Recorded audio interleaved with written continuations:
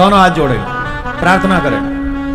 ईश्वर सब सुखी हो, कोई न हो दुखारी, सब हो निरोग भगवान, धन धान्य के भंडारी, सब भद्र भाव दे, सदमार्ग के पथिक हो, दुखिया न कोई होवे, सृष्टि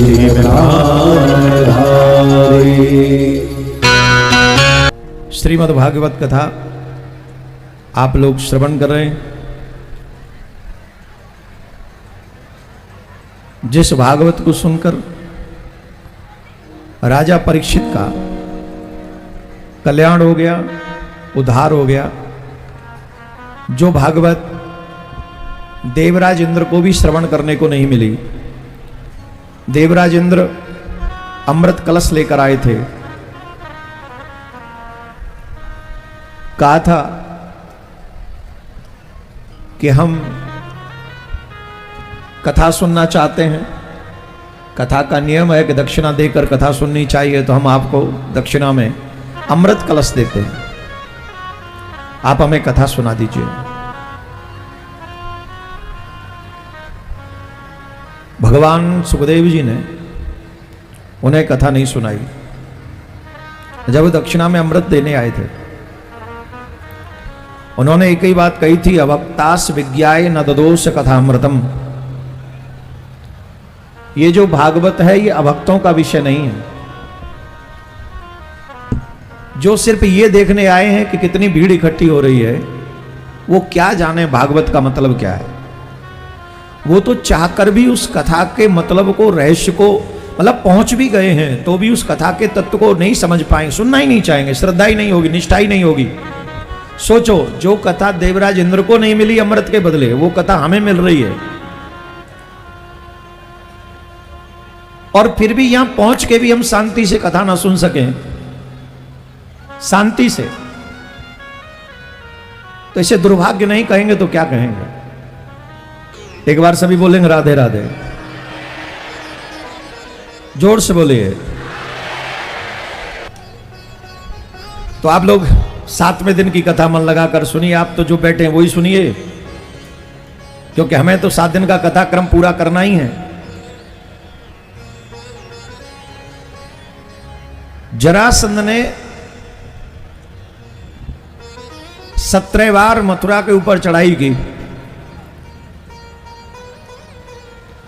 और 17 बार जरासंध को भगवान ने परास्त किया।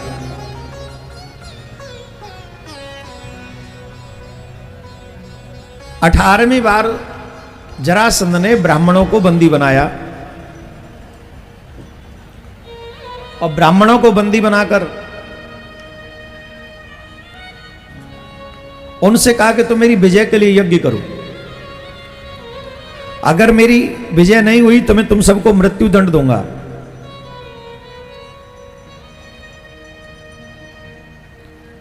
बेचारे ब्राह्मण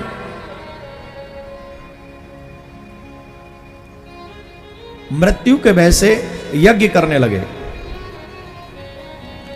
जरासंध की विजय के लिए यज्ञ करने लगे।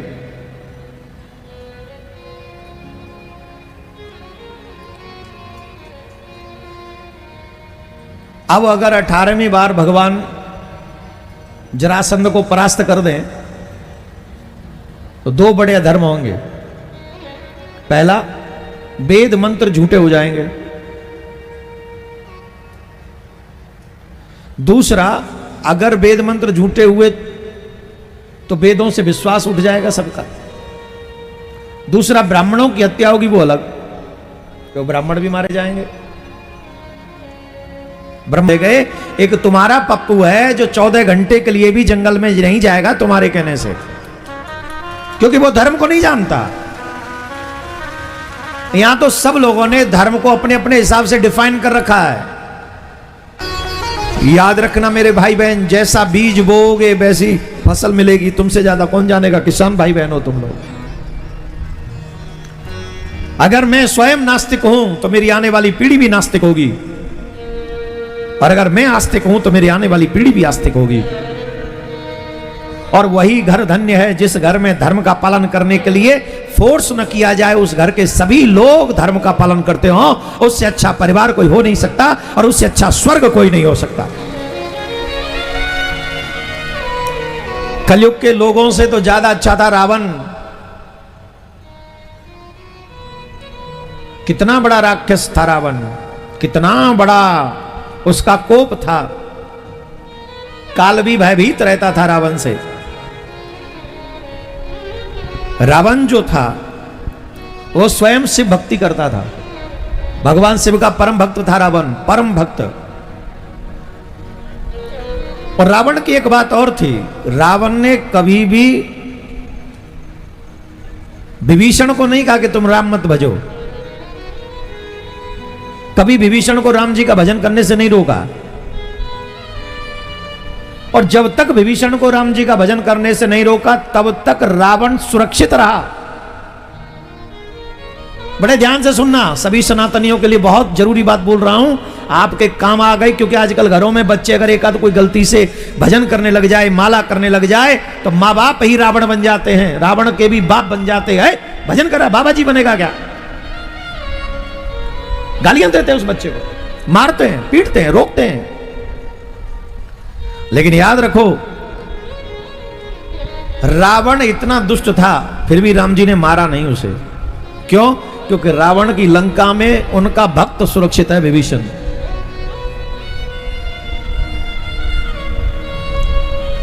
और जब तक आपके घर में भक्त और भक्ति सुरक्षित है तब तक भगवान भी आपको कोई नुकसान नहीं पहुंचाना चाहता।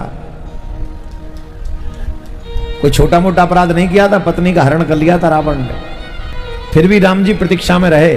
और राम जी ने रावण को कब मार दिया? अस कैकीने से चरण प्रहारा। जैसे ही विभीषण ने समझाया कि भगवान राम कोई साधारण नहीं है, तुम ये अपराध मत करो, तो वो बात उसे अच्छी नहीं लगी और रावण ने चरण का प्रहार किया विभीषण के ऊपर। जैसे ही चरण का प्रहार किया और कहा निकल जा मेरी लंका से, तो गोस्वामी तुलसीदास बाबा क्या कहते हैं? जब विभीषण रावण त्यागा, भयउ विभव तब ही अभागा। आयुहीन भय सब तब ही। उसी समय उनकी आयु समाप्त हो गई जिस समय विभीषण जी ने लंका का त्याग कर दिया। आप समझ लीजिए, अगर कोई भक्त आपका त्याग कर देगा, आप जीते जी मर जाओगे, जीते जी मर गए आप। कभी भी ये प्रयास मत कीजिए कि आपके घर में अगर कोई भजन करने वाला है, माला जपने वाला है, भगवान की पूजा करने वाला है, तो आप उसे रोकें। ये प्रयास कदापि मत कीजिएगा, कदापि नहीं। उसे बढ़ाइए, उसकी सुरक्षा कीजिए। अच्छा भैया और करो, और करो। जैसे ही भगवान श्री राम के भक्त का अपमान हुआ, रावण और राक्षस सभी की आयु समाप्त हो गई। आप राम को मानिए, राम की मानिए। आप कृष्ण को मानिए, कृष्ण की मानिए। आप रामायण को मानिए, रामायण की मानिए। ब्राह्मणों के प्राणों की रक्षा के लिए भगवान रण छोड़कर चले गए। समुद्र के बीच में भगवान ने एक सुंदर सा नगर बसाया जिसका नाम था द्वारिका। और वो द्वारिका बड़ा अद्भुत, बड़ा सुंदर, बड़ा विचित्र था। स्वर्ण की नगरी थी वो द्वारिका, बड़ी प्यारी, बड़ी अद्भुत थी। वहां रहकर भगवान ने, शादी करेगा कब? जब 30, 32, 35 साल का हो जाएगा। एक ही हो जाए तो ही बहुत है। हम तो महाराज है ना, हमारे पास तो आते हैं लोग, महाराज बच्चे नहीं है। शादी समय पे कर ली होती तो महाराज के पास जाना ही नहीं पड़ता। भगवान के 16,108 विवाह, सभी रानियों के 10-10 पुत्र और एक पुत्री है। इतना बड़ा परिवार होने के बाद भी भगवान की जो दिनचर्या है वो बहुत अच्छी है। भगवान अतिशीघ्र उठ जाते हैं और अतिशीघ्र उठकर स्नान करते हैं। स्नान करके ध्यान करते हैं और ध्यान करके विद्वान ब्राह्मणों को बुलाते हैं और विद्वान ब्राह्मणों के साथ बैठकर वेद और पुराणों की कथा सुनते हैं। भगवान की कथा नित्य सुननी चाहिए। भगवान की कथा अगर आप नित्य सुनते रहेंगे तो आपकी बुद्धि, आपका विचार विचलित नहीं होगा। आपको नित्य परमात्मा अपने चरणों में लगाकर रखेंगे। जैसा दृश्य आप देखोगे वैसे आप बनोगे, जैसा सुनोगे वैसा आप बोलोगे। वैसे ही बोलते तंबाकू प्रकट करना भी, मतलब क्या बोलते, बोना भी और तंबाकू खाना भी, इसे गौ के रक्त के बराबर माना गया है शास्त्रों में, और पुराणों में इसे पूर्णतः निषिद्ध कहा गया है। इसलिए आज जो लोग सच्चे मन से कथा सुन रहे हैं वो ये प्रण कर लें कि आज के बाद हम कभी भी तंबाकू स्वीकार नहीं करेंगे, हम तंबाकू नहीं खाएंगे, क्योंकि ये भी गौ मांस के बराबर ही है। अब आप कहें अब तक खाया तो क्या करें, अब तक आपको पता ही नहीं था इस बात का, तो भगवान से क्षमा मांग लेना। भगवान एक क्षण में क्षमा कर देगा। क्यों? कि अब अनजाने में किए हुए अपराध को भगवान एक, तो भगवान ने यही उपदेश हम सभी को दिया। बहुत सुंदर सुंदर कथाएं हैं भगवान की। शिशुपाल जब भगवान राजसूय यज्ञ में गए,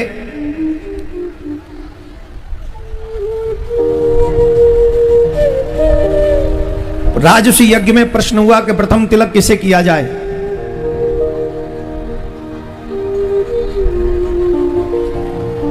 प्रथम तिलक किसे करें?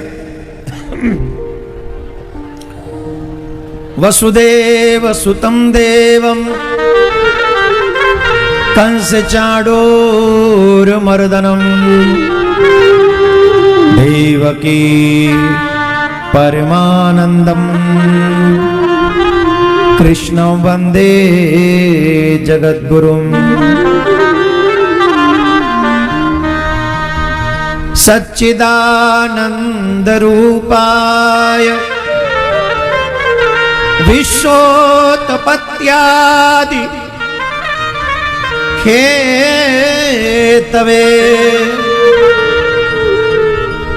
तापत्रय विनाशाय श्री कृष्णाय वयं नुमः। श्री कृष्ण गोविंद हरे मुरारी। मैं 1 मिनट आपसे कीर्तन करवा रहा हूं, कोई भी खड़ा नहीं होगा। बैठकर याद करो, भगवान की स्मृति करो। भगवान को भुला देना ही मृत्यु है और भगवान का स्मरण ही जीवन है। जो मनुष्य भगवान का स्मरण करता रहता है वो कभी नहीं मरता, और जो भगवान को भुला देता है वो जीवित ही कहां है। श्री कृष्ण गोविंद हरे मुरारी। हे नाथ नारायण वासुदेव। भगवान को जब प्रथम तिलक करने की बारी आई, शिशुपाल ने भगवान को तमाम गालियां दी। कितनी गाली दी जानते हो? कितनी गाली दी भगवान को? 100। श्री कृष्ण जो कि एक गाली सुनने पर, इतनी क्षमता थी, एक गाली सुनने पे उसका सुपड़ा साफ कर सकते थे। इसके बावजूद भी भगवान ने कितनी सही, जोर से बोलिए। एक और बात सुन लो, कमजोर आदमी नहीं सुन पाता है, वो भड़क जाता है, और जो सहनशील आदमी होता है वो सह लेता है, क्योंकि वो जानता है कि अगर मैं स्टेप उठाऊंगा तो बेचारा कहां से कहां पहुंच जाएगा, इसलिए वो सह लेता है, वो कोई बात नहीं, जा। अब भगवान जो 101वीं गाली पे चक्र चला रहे हैं वो पहली भी नहीं चला सकते थे। शिशुपाल ने कहा कृष्ण नीचे उतर, मुझसे युद्ध कर। भगवान श्री कृष्ण कहते, प्रश्न क्या कह रहा है शिशुपाल? नीचे उतर, मुझसे युद्ध कर। भगवान का सुंदर जवाब ध्यान से सुनिए। भगवान कह रहे हैं मैं उतना नीचे नहीं उतर सकता जितना नीचे तुम उतर आए हो। भगवान श्री कृष्ण ने बहुत बार समझाया, 100 गाली होने पर भी कहा कि शांत हो जाओ, वो नहीं माना। तब भगवान ने सुदर्शन चक्र से शिशुपाल का सर गोविंदाय नमो नमः कर दिया और शिशुपाल सियावर रामचंद्र की हो गया। तब भगवान का प्रथम तिलक हुआ, राजसूय यज्ञ हुआ, जैसे यहां पर विष्णु महायज्ञ संपन्न कल होगा। भी बोलो राधे राधे, जोर से बोलना पड़ेगा। आइए, कथा क्रम बहुत रह गया, ध्यान से सुनिए, बहुत क्रम बची है। भगवान के एक बहुत प्यारे मित्र हुए, कृष्णा से भगवान के मित्र थे सुदामा जी। और सुदामा जी की मित्रता बहुत ही प्रसिद्ध है। कृष्णस्यासीत् सखा कश्चित् ब्राह्मणो ब्रह्मवित्तमम् विरक्तीन्द्रियार्थेषु प्रशांतात्मा जितेंद्रिय। भगवान के एक मित्र हुए जिनका नाम था सुदामा। देखो भैया, एक बात सुनो, ये कथा जरूर सुन लो।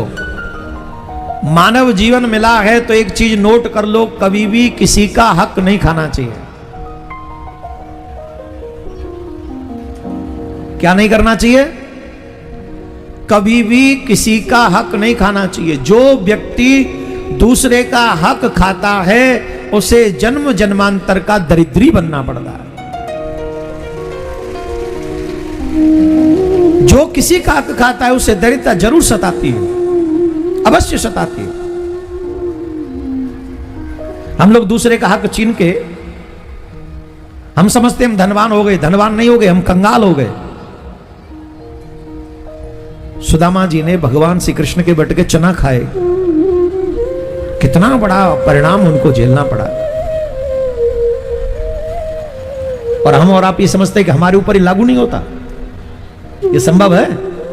हम पे लागू नहीं होगा। कर्म किसी का पीछा नहीं छोड़ता महाराज, कर्म सबका पीछा करता है। इसीलिए हमारे यहां देने को अच्छा कार्य बताया गया है और दूसरे के हक को ले लेने को इसे बुरा कार्य बताया गया है। अगर आप चाहते हो कि आपके बच्चों को कभी भी गरीबी ना देखनी पड़े, अगर आप चाहते हो कि आपके बच्चों को कभी दरिद्रता ना देखनी पड़े, तो मेरी बात नोट कर लो, कभी किसी का हक मत खाना। अगर तुमने कभी किसी का हक नहीं खाया तो मैं वचन देता हूं तुम्हारी आने वाली पीढ़ियां भी धनवान ही होंगी और अच्छा यश करने वाली, नाम करने वाले होंगे। और दूसरे का हक खा के बैठे और तुम सोचो तुम्हारे बच्चे सुखी हो, वेट एंड वॉच, प्रतीक्षा कीजिए। सुदामा जी ने कृष्ण के बटके चना खाए थे। सुदामा जी का विवाह हुआ और स्थिति ऐसी हो गई, अब घर में अन्न तो छोड़िए, अन्न का एक दाना तक नहीं। वो किसी के यहां मांगने जाते हैं तो उन्हें कुछ मिलता नहीं। कुछ लोग ऐसे ही कह देते हैं।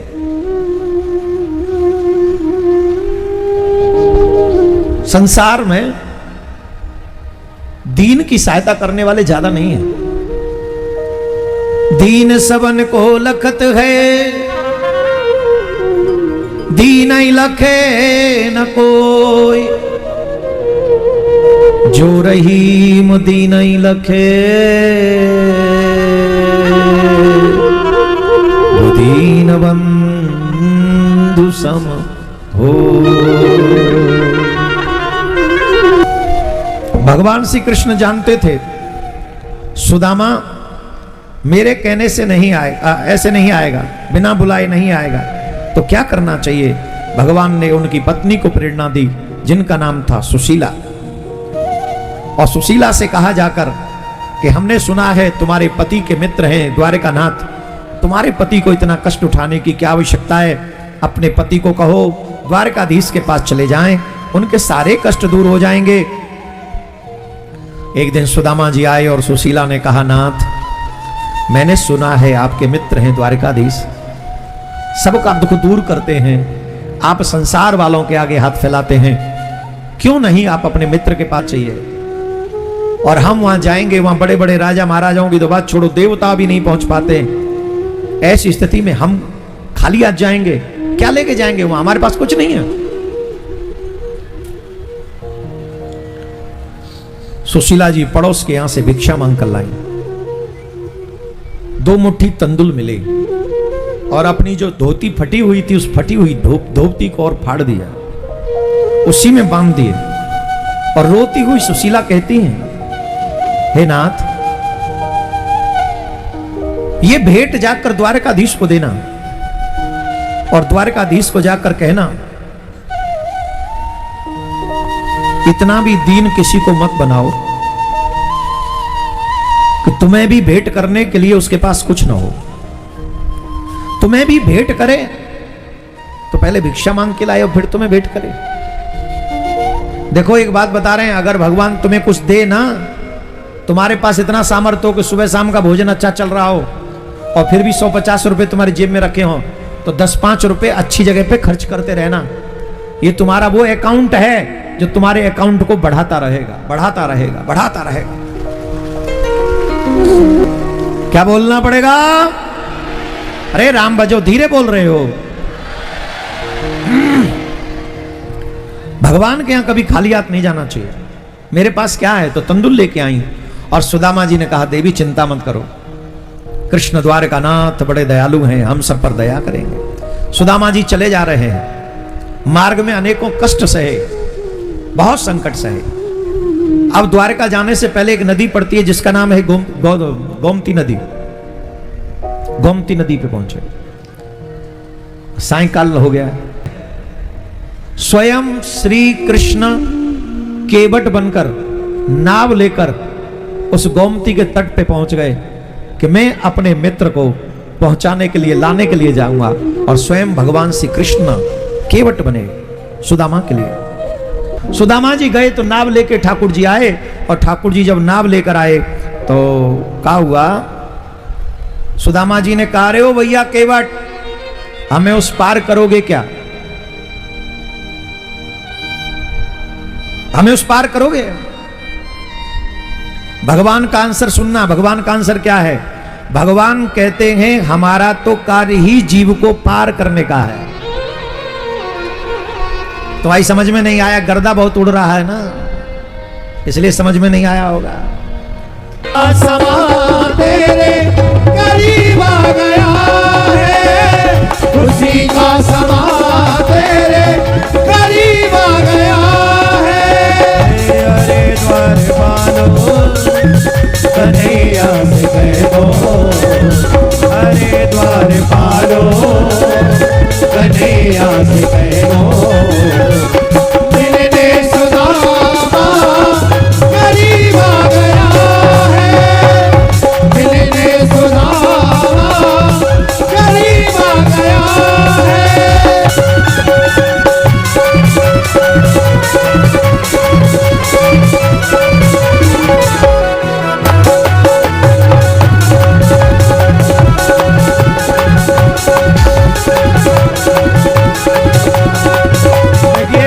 अगर मस्ती लेनी है, भक्ति में रहना है, तो दोनों हाथ उठा के ताली बजाते रहो जब तक भजन है। जग से मुझे अब कुछ नहीं लेना, जग से मुझे अब कुछ नहीं लेना, ओ जग से अब मुझे कुछ नहीं लेना, जग से मुझे अब कुछ नहीं लेना। प्रिया कांत से है यही कहना, प्रिया कांत से है यही कहना, प्रिया कांत जो से अब यही कहना, प्रिया कांत जो से अब यही कहना। बाह पकड़ लो मेरी प्यारे, बाह पकड़ लो मेरी प्यारे, बाह पकड़ लो,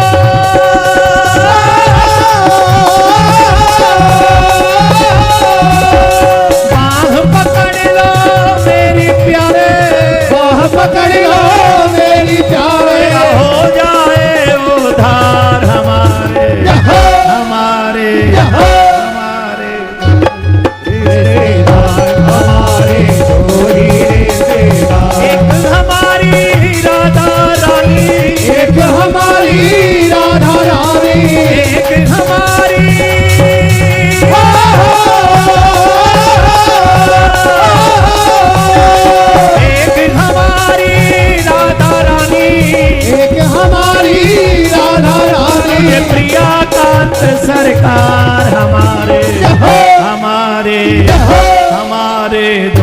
बरसाने में आए जइयो।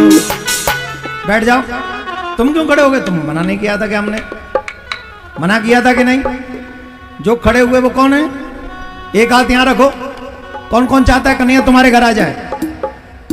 जो जो चाहते हैं कन्हैया हमारे घर आ जाए वो हमारी बात मानो। कहो कन्हैया हमारे, बोलो प्रिया कांजू हमारे, हम प्रिया कांजू के, हम कभी भी प्रिया कांजू को नहीं छोड़ेंगे, हम कभी भी सनातन को नहीं छोड़ेंगे। हम सनातनी जन्म लिए हैं, हम सनातनी ही रहेंगे और जब मरेंगे तो सनातनी ही मरेंगे।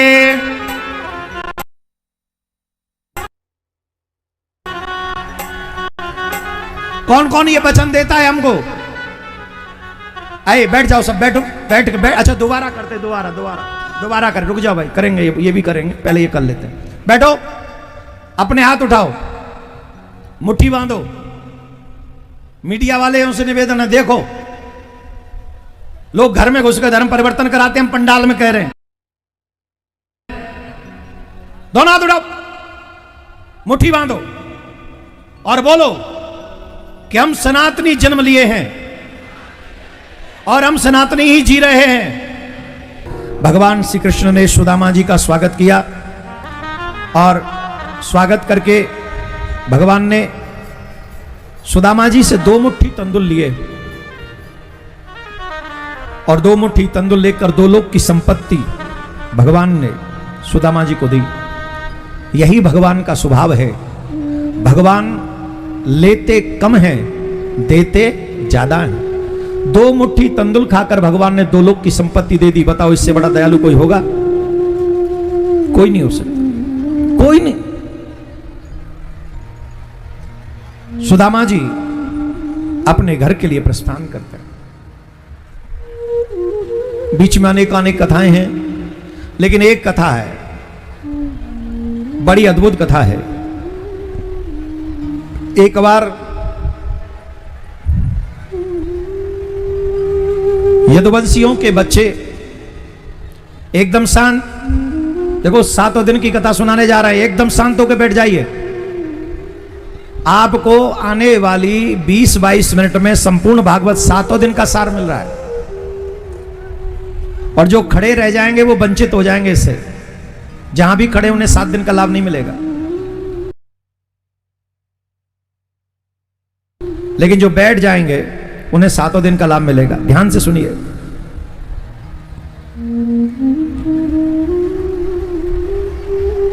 कुछ ऋषि द्वारका में आए हुए थे।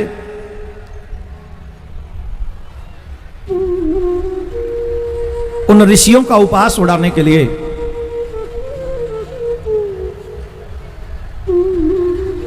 एक बच्चे को साड़ी पहनाई और संत महात्माओं से कहा, महाराज ये जो स्त्री है ये गर्भवती है, कृपा करके बताइए इससे पुत्र होगा या पुत्री। ऋषियों ने, संतों ने नेत्र बंद करके देखा तो वो तो स्वयं ही पुरुष था, स्त्री तो थी नहीं। तो संतों को बुरा लगा और उन्होंने शाप दे दिया, जनश्यति ओ मंदा मूसलम कुल नासनम। इससे एक मूसल जन्म लेगा और तुम्हारे कुल का नाश कर देगा। याद करिए, मैंने आपको एक दिन और कहा था, 3 का अपराध कभी मत करना। 3 कौन? साधु, ब्राह्मण और भक्त।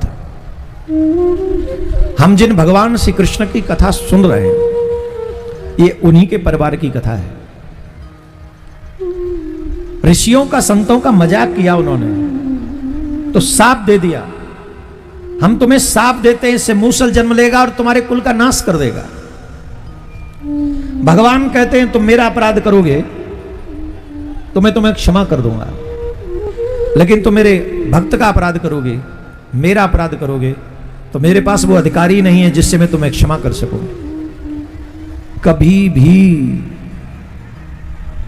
संत, महात्मा, ब्राह्मण का अपमान नहीं करना, कभी भी नहीं। जब ये सांप लगा और वो साड़ी हटाई तो देखा मूसल निकला, तो जब मूसल निकला तो वो डर गए और वो बालक डरे डरे दौड़ कर गए उग्रसेन जी के पास में। उग्रसेन जी से कहा तो उग्रसेन जी ने कहा घबराओ नहीं, इस मूसल को पीसो और पीस के इसके चूरा को सागर में बहा दो, सागर में बहा दो।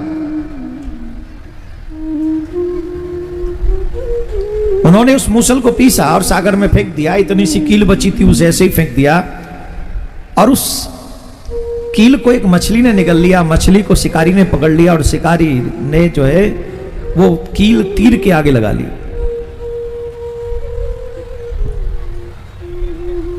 तीर के आगे। और एक बार सभी यदुवंशी,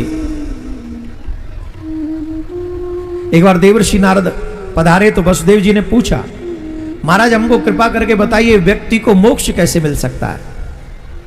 वसुदेव जी ने पूछा, श्री कृष्ण के पिताजी ने पूछा, आप कृपा करके बताइए कि मोक्ष कैसे मिल सकता है। तो ध्यान से सुनिए, नारद जी कह रहे हैं जिन लोगों को मोक्ष चाहिए उन लोगों को 3 ऋण अवश्य चुकाने चाहिए। पहला ऋण पितृ ऋण। अपने पितरों का ऋण चुकाए बगैर व्यक्ति कभी भी मुक्त नहीं हो सकता। पितृ ऋण कैसे उतरेगा? बोले सजातीय कन्या से विवाह करे, विजातीय से नहीं, सजातीय। जिस जाति में आपका जन्म हुआ है आपके धर्म अनुसार उसी जाति की कन्या से आप विवाह करें और एक श्रेष्ठ संतान, एक पुत्र उत्पन्न करें। और वो पुत्र कैसा हो कि आपके वंश को बढ़ाने वाला हो और आपके पितरों को तर्पण देने वाला हो, श्राद्ध करने वाला हो। जब आपके यहां पर एक ऐसी संतान होगी जो आपके बाद भी तर्पण कर सके तो आप पितृ ऋण से उऋण हो गए। दूसरा ऋण है देव ऋण। देवता कितनी कृपा करते हैं, जल दे रहे हैं, वायु दे रहे हैं, अग्नि दे रहे हैं, पृथ्वी है, सब अन्न है, सब है। पर इसके बदले में सूर्य जब प्रकाश देता है तो बताओ सूर्य हमसे कुछ ले रहा है क्या? जवाब दो। सरकार बिजली पहुंचाती है तो बिजली का बिल कितना आता है? आता है कि नहीं? थोड़ा बहुत आता है।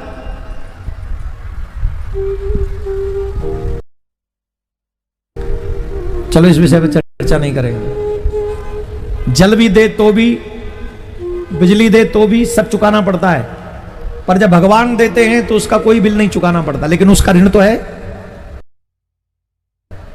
तो वो ऋण कैसे उतरेगा? बोले वो ऋण इसलिए ऐसे उतर जाएगा कि हम उन देवताओं के नाम के यज्ञ में आहुतियां दें। एक बार सभी यदुवंशी प्रवास क्षेत्र में गए। प्रवास क्षेत्र में पहुंचे, मति भ्रम होने के कारण एक दूसरे पर वही घास उखाड़ उखाड़ कर मारने लगे। वही घास जो एलका नाम की घास बन गई थी, उसी को उखाड़ उखाड़ कर मार रहे थे। वो तलवार का काम करने लगी, वो मारने लगी, वो सर काटने लगी। बलराम जी उन्हें रोकने के लिए गए। कई बार जब बुद्धि खराब हो जाती है तो बड़ों की बात हमारी समझ में नहीं आती।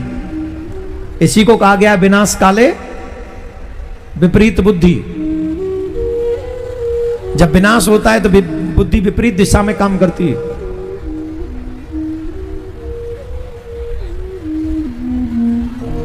बलराम जी महाराज रोकने के लिए गए। एक ने घास उखाड़ी, बलराम जी के ऊपर भी उठा दी।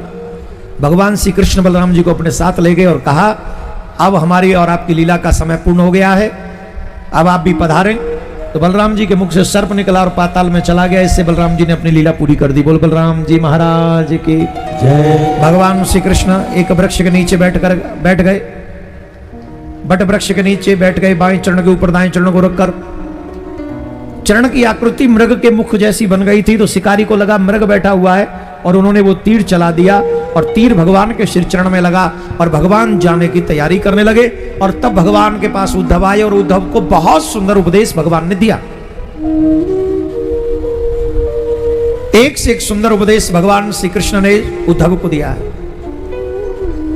भगवान से यह भी पूछा, महाराज जब आप पृथ्वी छोड़ के चले जाएंगे तो धर्मम किम शरणम गतः, धर्म किसकी शरण में जाएगा? तो भगवान कहते मैं कभी पृथ्वी छोड़ के नहीं जा रहा हूं। मैं अपने स्वरूप को भागवत में विराजमान करा कर जा रहा हूं। जो भी जीव भागवत की शरण में बैठेगा उसे यही समझना चाहिए कि वो मेरी ही शरण में बैठा हुआ है। जो मांगेगा उसे प्राप्त हो जाएगा भागवत के समक्ष बैठकर।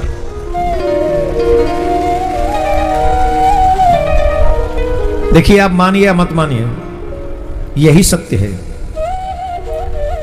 ये भागवत साक्षात भगवान का ही स्वरूप है। आप इस समय भगवान श्री कृष्ण के ही समक्ष बैठे हुए हैं।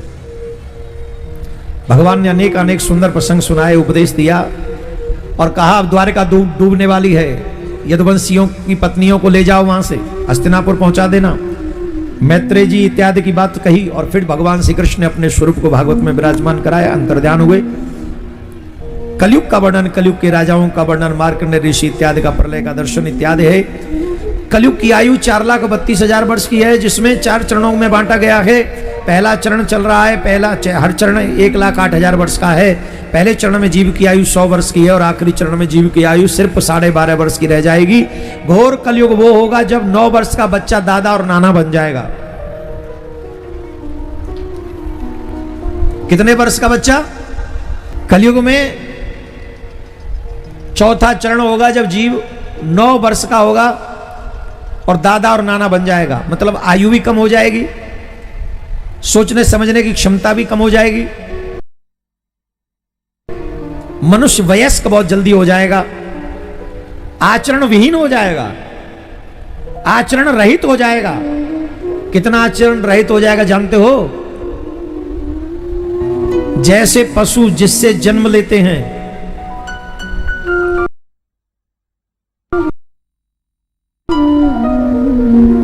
और उसी के साथ रमण करते हैं बड़े होने पर, वही आचरण मनुष्य का हो जाएगा कलयुग में।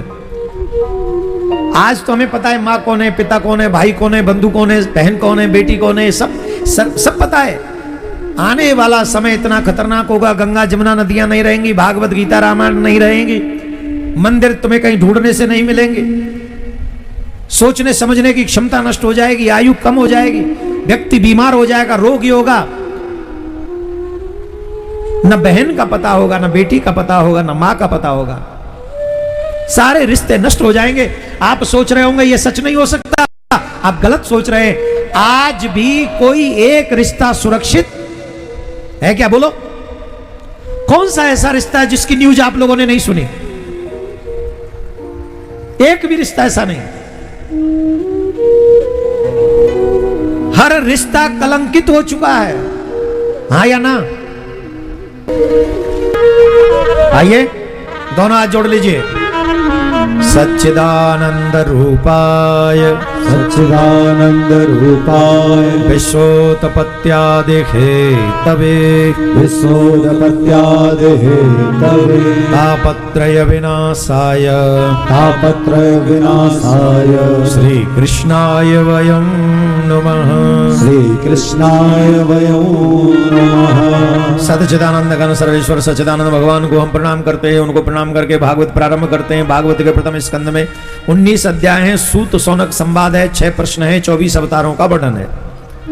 द्वितीय स्कंद में प्रस्तावना स्कंद से कहते हैं, जिसमें 10 अध्याय हैं और इसमें सद्यो मुक्ति क्रम मुक्ति का वर्णन है, चतुर्श्लोकी भागवत का वर्णन और पुराणों के 10 लक्षण का वर्णन है। तृतीय स्कंद में 33 अध्याय हैं और 33 अध्याय के साथ विदुर मैत्रेय संवाद, सृष्टि का वर्णन, 12 चरित्र, मनुकर्दम संवाद, कपिल देवहूति का प्रसंग इसमें आता है। चौथे स्कंद में 31 अध्याय है, विसर्ग लीला का वर्णन है इसमें, और इसमें सती अनुसुईया जी का, ध्रुव का प्रथु चरित्र, पुरंजन उपाख्यान, इसमें मोक्ष की कामना करने वालों की बातें कही गई। पंचम स्कंद में 26 अध्याय हैं, स्थान शक्ति लीला का वर्णन है, इसमें गजग्राह युद्ध, ऋषभदेव, जड़ भरत एवं इत्यादि वर्णन, भूगोल खगोल वर्णन किया गया है, नरकों का वर्णन इसमें किया गया है। और षष्ठम स्कंद में ग्रह नक्षत्र का वर्णन किया गया है, पंचम स्कंद में गजग्राह युद्ध नहीं। षष्ठम स्कंद में 19 अध्याय हैं, पोषण लक्षण लीला का वर्णन इसमें किया गया है, और इसके बाद में भगवान की कृपा का अनुग्रह पोषण में वर्णन है, भगवान के नाम की महिमा का वर्णन है, अजामिल की कथा है जिससे नाम का प्रभाव है कितना है, ये इसमें हमको षष्ठम स्कंद में श्रवण करने को मिलता है। सप्तम स्कंद में 15 अध्याय हैं, जिसमें नारद युधिष्ठिर संवाद, हिरण्यकश्यपु संवाद, प्रहलाद जी का चरित्र, नरसिंह अवतार, सनातन धर्म का वर्णन और चतुर्थ धर्म का वर्णन इसमें विशेषता बताया गया है। अष्टम स्कंद में मनवंतर 24 अध्याय हैं। इसमें गजेंद्र मोक्ष है, हरि अवतार का वर्णन है, समुद्र मंथन का वर्णन है, अमृतपान, देवता दानव युद्ध इसका वर्णन किया गया है। नवम स्कंद में 19 अध्याय ईशान शक्ति लीला का वर्णन किया गया है, इसमें भी 24 अध्याय हैं। और सूर्यवंश का वर्णन, दिलीप, रघु, अज, दशरथ एवं राम जन्म की कथाओं का इसमें वर्णन है। कृष्ण अवतार का कथन प्रारंभ होता है। दसम स्कंद में 90 अध्याय हैं, इसमें अधिकांश भगवान श्री कृष्ण की कथाओं का वर्णन है, मथुरा में उनका जन्म इत्यादि का वर्णन है। एकादश स्कंद में 31 अध्याय हैं, इसमें मुक्ति लीला का वर्णन है, वास्तविक स्वरूप के दर्शन, यदुकुल को शाप लगना, धर्म वर्णन, नव योगेश्वर संवाद, उद्धव कृष्ण संवाद, दत्तात्रेय के 24 गुरुओं का वर्णन विशेषता इसमें किया गया है। हंस अवतार की भी चर्चा इसमें की गई है। दसम स्कंद में, द्वादश स्कंद में 13 अध्याय हैं और इसको आश्रय लीला का वर्णन किया गया है, अर्थात परमात्मा का आश्रय हम लोग कैसे ले सकते हैं, इसी क्रम का इसमें वर्णन है। 13 इसमें अध्याय है। मुक्ति भगवान की कैसी प्राप्त की जाए, मुक्ति कैसे, भक्ति कैसे प्राप्त की जाए, आजाद प्रसंगों का वर्णन है। ऐसे इस भागवत को इति श्रीमद् भागवत, ये जो है इति संपूर्ण श्रीमद् भागवतम, भागवत ऐसे संपूर्ण होती है। भागवत का अंतिम श्लोक मेरे साथ उच्चारण करेंगे, दोनों हाथ जोड़ेंगे। नाम संकीर्तनम यस्य, नाम संकीर्तनं यस्य सर्व पाप प्रणाशनम, सर्व पाप प्रणाशनं, प्रणामो दुख समनस, प्रणामो दुःख समनस्, तम नमामि हरिम परम। तं नमामि हरिं परम्। वेद व्यास जी महाराज ने अंतिम श्लोक में लिखा है, हे कलयुग के लोगों, अगर अपना कल्याण चाहते हो तो भगवान के नाम का आश्रय लो। भागवत के अंतिम श्लोक में श्री वेद व्यास जी हमको बता रहे हैं, नाम संकीर्तनम यस्य सर्व पाप प्रणाशनम। अरे लोगों, धन पे विश्वास मत करो, बल पे विश्वास मत करो, समाज पे विश्वास मत करो, पद पे विश्वास मत करो, अरे और तो छोड़ो, अपने शरीर पे विश्वास मत करो, ये भी साथ छोड़ देगा बुढ़ापे में। लेकिन अगर विश्वास करना है, भरोसा करना है, तो सिर्फ भगवान के नाम पर भरोसा रखो, क्योंकि भगवान का नाम ही तुम्हें तार देगा।